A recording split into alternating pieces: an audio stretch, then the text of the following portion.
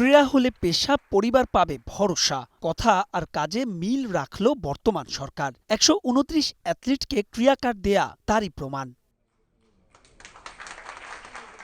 ক্রিকেটের দেশে ব্যতিক্রম দু একটি ডিসিপ্লিন আর সার্ভিসেস টিমগুলো ছাড়া আর্থিক কষ্টে ভোগেন বেশিরভাগ অ্যাথলিট। এর প্রভাব পড়ে তাদের পারফরমেন্সে। তবে এবার কিছুটা হলেও লাঘব হচ্ছে অর্থকষ্ট, তাই এর প্রতিদান দেয়ার অঙ্গীকার।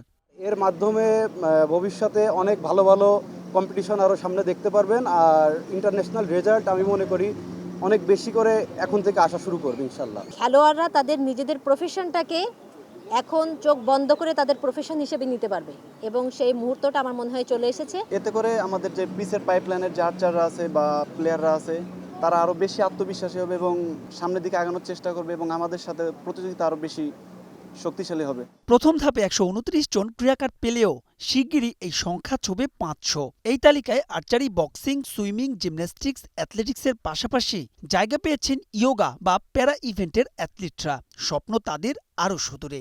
ভবিষ্যতে যেমন আমরা এশিয়ান গেম না, আমরা অল প্যারা গেমের মধ্যে আমরা অংশগ্রহণ করে বাংলাদেশের জন্য ভালো সুনাম বয়ে আনতে পারবো ইনশাআল্লাহ। যারা আমরা এই পর্যায়ে আসছি, আমরা সবাই চেষ্টা করব যে আরও ভালো কিছু করার এবং পারফরমেন্সটা ধরে রাখার।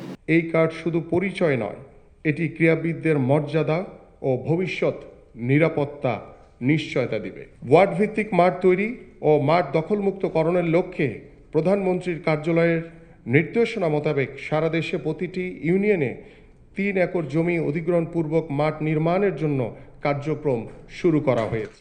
৪ মাস পর পর ক্রীড়া কার্ডধারী অ্যাথলিটদের পারফরমেন্স মূল্যায়নের সিদ্ধান্ত নিয়েছে সরকার। এর ফলে প্রতিদ্বন্দ্বিতা যেমন বাড়বে, তেমনি আসবে ইতিবাচক ফলও। মাহবুব রিমন, স্টার নিউজ, ঢাকা।